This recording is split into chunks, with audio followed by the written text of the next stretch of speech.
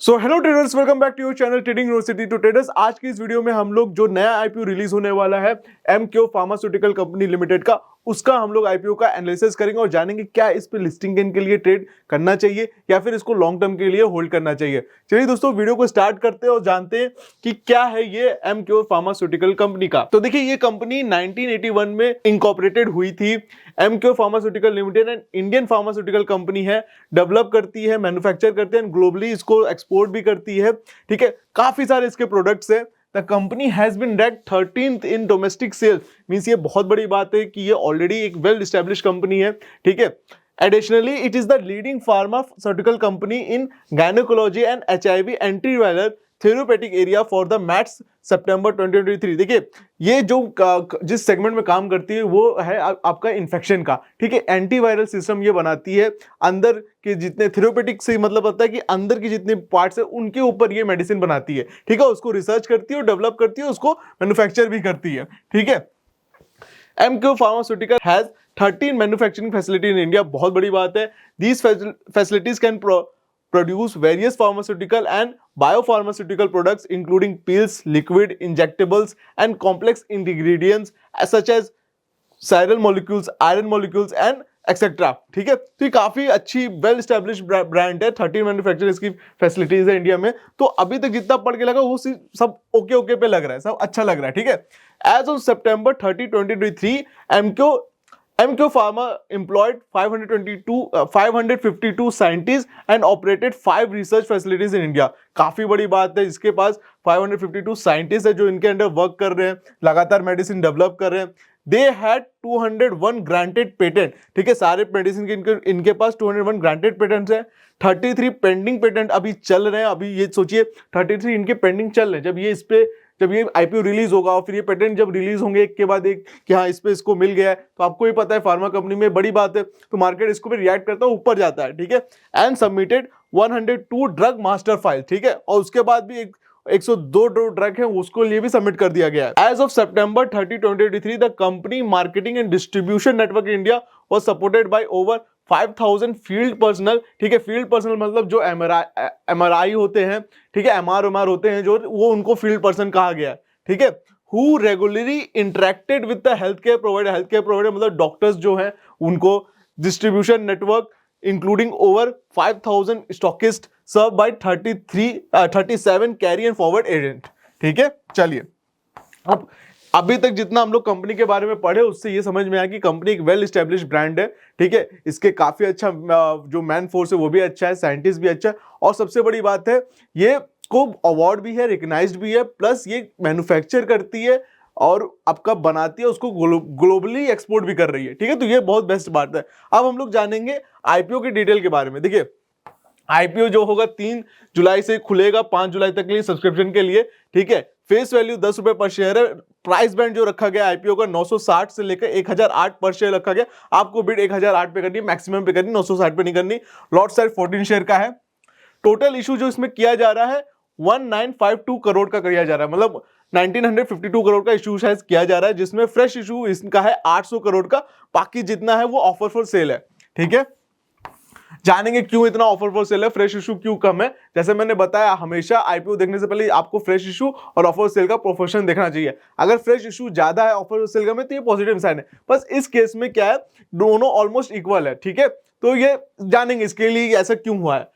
अब आईपीओ का open date है वेडनेसडे 3 जुलाई को ओपन होगा। आईपीओ क्लोज होगा फ्राइडे 5 जुलाई को। ठीक है, बेसिस ऑफ अलॉटमेंट जो होगा मंडे को आपको पता चल जाएगा कि अलॉटमेंट हुआ है कि नहीं हुआ है, और अगर नहीं हुआ तो उसका रिफंड जो है 9 जुलाई को आ जाएगा।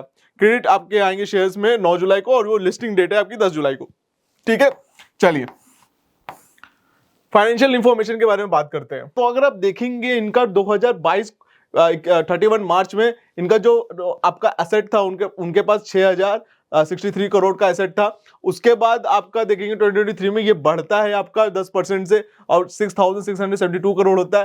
फिर 2024 में ये भी बढ़ता है और 7800 बढ़ता है। तो आप देखोगे ये एसेट रीजनेबली प्राइस से इंक्रीज हो रहा है। रेवेन्यू भी इनका लगातार इंक्रीज हो रहा है। ठीक है, ऑलमोस्ट 15% के रेट से इंक्रीज हो रहा है। प्रॉफिट आफ्टर टैक्स भी आप देखोगे तो लगातार इनका इंक्रीज हुआ है। बट आपका 2023 से और 2024 में जो प्रॉफिट आफ्टर टैक्स है वो थोड़ा सा डिक्लाइन हुआ है। तो ये जानेंगे क्यों हुआ है, इसका रीजन जरूर से इसमें दिया गया होगा, हमारे पीडीएफ में हमने बताया है क्यों।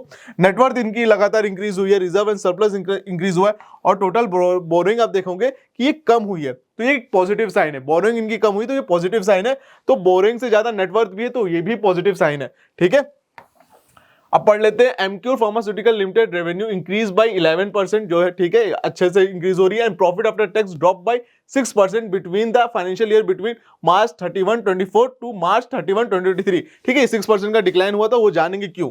अब इनका की रेशियो में अगर देखा जाए तो रिटर्न ऑन इक्विटी जो है वो 17% का है, बहुत बड़ी बात है। रिटर्न ऑन कैपिटल एम्प्लॉयड 20% है, बहुत अच्छी चीज है।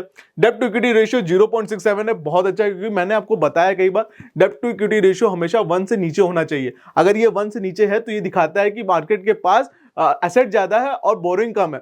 ठीक है, तो ये अच्छा साइन है, 0.67 अच्छा साइन है। ठीक है, price to book value 6.8 times पे चल रही है, कोई बात नहीं। देखिए, अच्छी कंपनी का हमेशा बुक वैल्यू ज्यादा ही होता है। ठीक है, तो कोई उससे दिक्कत वाली बात नहीं है। रिटर्न ऑन नेट वर्थ इनका 17% के आसपास है, जो कि बहुत बड़ी बात है। ठीक है, अब market capitalization of MQ pharma IPO is 19 crore. देखिए, खुलते ही इनका मार्केट जब ये खुलेगा तो ये मार्केट कैपिटलाइजेशन और बढ़ेगा, तो इसका प्राइस पे जरूर से इफेक्ट पड़ेगा। तो ये पॉजिटिव साइन है कि ऑलरेडी ये 19 करोड़ का है। ठीक है, आप इसके कंपनी के बारे में थोड़ा पढ़ लेते हैं।